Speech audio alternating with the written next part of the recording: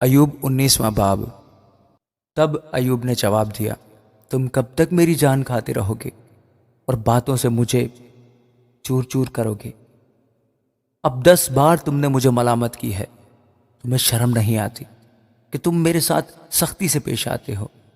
اور مانا کہ مجھ سے خطا ہوئی، میری خطا میری ہی ہے۔ اگر تم میرے مقابلہ میں اپنی بڑائی کرتے ہو اور میرے ننگ کو میرے خلاف پیش کرتے ہو تو جان لو کہ خدا نے مجھے پست کیا اور اپنے جال سے مجھے گھیر لیا ہے۔ دیکھو، میں ظلم ظلم پکارتا ہوں پر میری سنی نہیں جاتی، میں مدد کے لیے دہائی دیتا ہوں پر انصاف نہیں ہوتا۔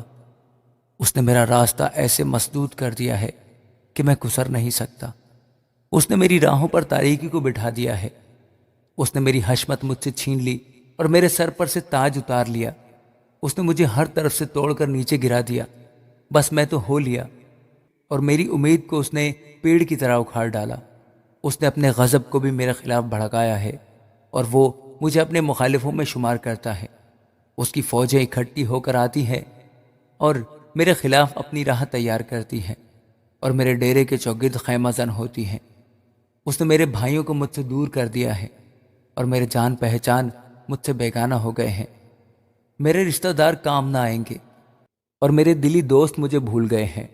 میں اپنے گھر کے رہنے والوں اور اپنی لونڈیوں کی نظر میں اجنبی ہوں، میں ان کی نگاہ میں پردیسی ہو گیا ہوں۔ میں اپنے نوکر کو بلاتا ہوں اور وہ مجھے جواب نہیں دیتا، اگرچہ میں اپنے منہ سے اس کی منت کرتا ہوں۔ میرا سانس میری بیوی کے لیے مقروع ہے اور میری منت میری ماں کی اولاد کے لیے۔ چھوٹے بچے بھی مجھے حقیر جانتے ہیں، میں کھڑا ہوتا ہوں تو وہ مجھ پر آوازہ کستے ہیں۔ میرے سب ہمراز دوست مجھ سے نفرت کرتے ہیں اور جن سے میں محبت کرتا تھا وہ میرے خلاف ہو گئے ہیں۔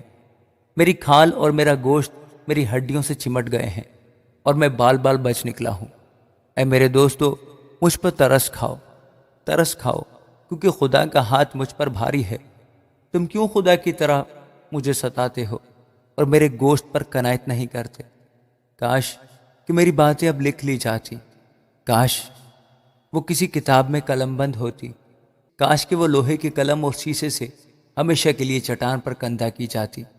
لیکن میں جانتا ہوں کہ میرا مخلصی دینے والا زندہ ہے اور آخر کار وہ زمین پر کھڑا ہوگا، اور اپنی کھال کے اس طرح برباد ہو جانے کے بعد بھی میں اپنے اس جسم میں سے خدا کو دیکھوں گا، جسے میں خود دیکھوں گا اور میری ہی آنکھیں دیکھیں گی، نہ کہ بیگانہ کی۔ میرے گردے میرے اندر فنا ہو گئے ہیں۔ اگر تم کہو ہم اسے کیسا کیسا ستائیں گے، حالانکہ اصلی بات مجھ میں پائی گئی ہے، تو تم تلوار سے ڈرو، کیونکہ قہر تلوار کی سزاؤں کو لاتا ہے، تاکہ تم جان لو کہ انصاف ہوگا۔ آمین۔